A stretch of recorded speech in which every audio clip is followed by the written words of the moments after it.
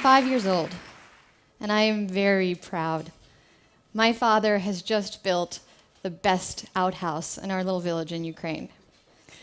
Inside, it's a smelly, gaping hole in the ground, but outside, it's pearly white formica, and it literally gleams in the sun. This makes me feel so proud, so important, that I appoint myself the leader of my little group of friends, and I devise missions for us.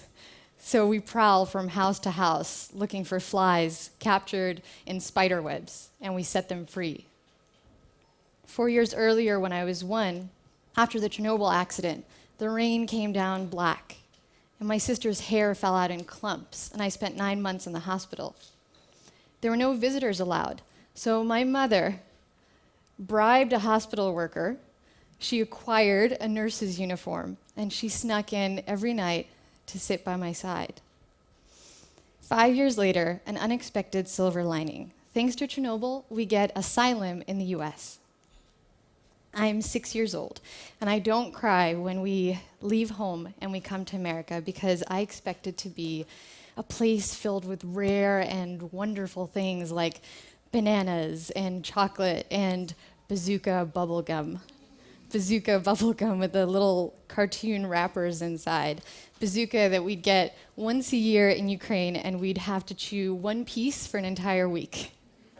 So the first day we get to New York, my grandmother and I find a penny in the floor of the homeless shelter that my family's staying in. Only we don't know that it's a homeless shelter. We think that it's a hotel with lots of rats. So we find this penny kind of fossilized in the floor, and we think that a very wealthy man must have left it there because regular people don't just lose money.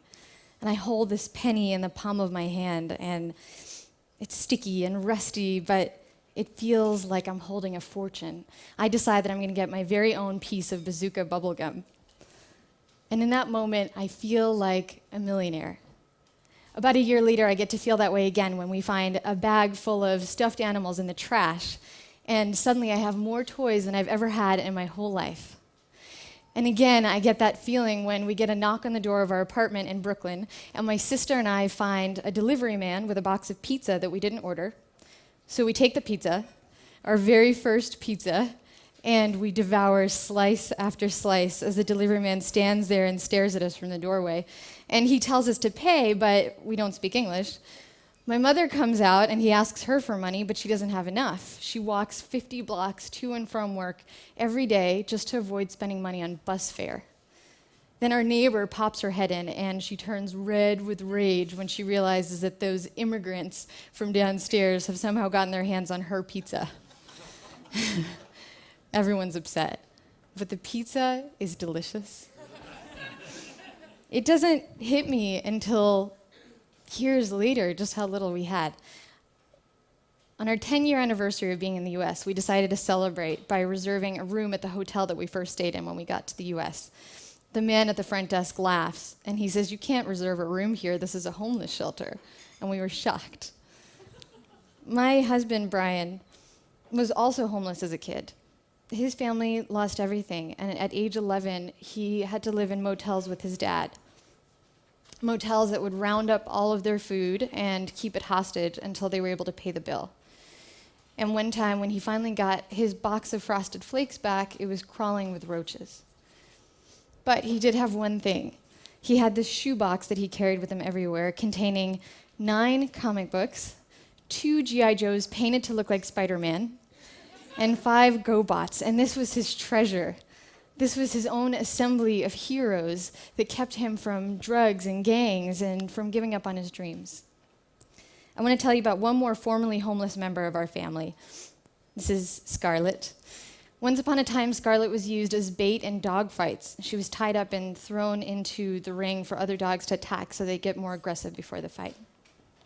And now, these days, she eats organic food and she sleeps on an orthopedic bed with her name on it. But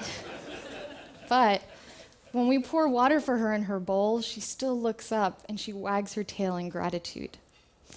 Sometimes Brian and I walk through the park with Scarlett, and she rolls through the grass, and we just look at her, and we look at each other, and we feel gratitude.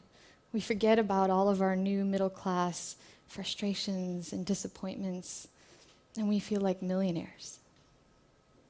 Thank you.